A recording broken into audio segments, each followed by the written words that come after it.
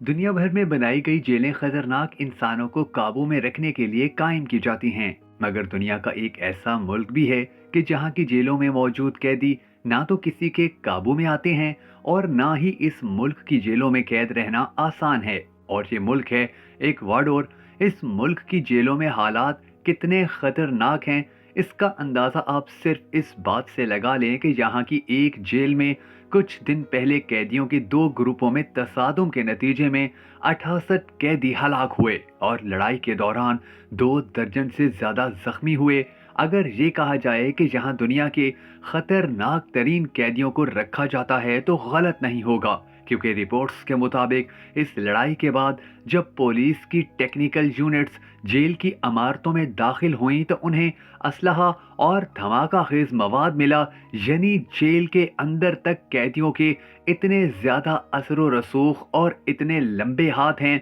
कि वो जेल की सख्त सिक्योरिटी के बावजूद उन चीजों को जेल में लाने में कामयाब हो जाते हैं कि जिनके बारे में कोई सोच भी नहीं सकता। इस मुल्क की जेलों में इस साल अब तक 300 के करीब कैदी मौत के मुंह में जा चुके हैं और इन सब के मरने की वजह आपस के लड़ाई झगड़े हैं, क्योंकि यहाँ पर बड़े बड़े गैंगस्टर्स और इन गैंगस्टर्स के बड़े बड़े ऐसे पेशावर लोग रखे जाते हैं कि जिनके लिए इंसानी जिंदगी किसी कीड़े मकोड़े से ज्यादा अहमियत नहीं रखती है। और ये कीड़े मकोड़े से ज्यादा अहमियत ना रखने वाले लोग एक दूसरे को ऐसे काटते हैं जैसे मुर्गी को काटा जाता है। सितंबर में 2 ग्रुपों के दरमियान लड़ाई इस मुल्क की तारीख की बदतरीन लड़ाई थी। उस वक्त जेल के एक विंग के कैदी एक सुराख से रेंगते हुए दूसरे विंग तक रसाई हासिल करते थे, जहां वो दूसरे गैंग के अरकान पर हमला करते थे। हुकूमत ने कम्प्लेक्स का कंट्रोल दोबारा हासिल करने के लिए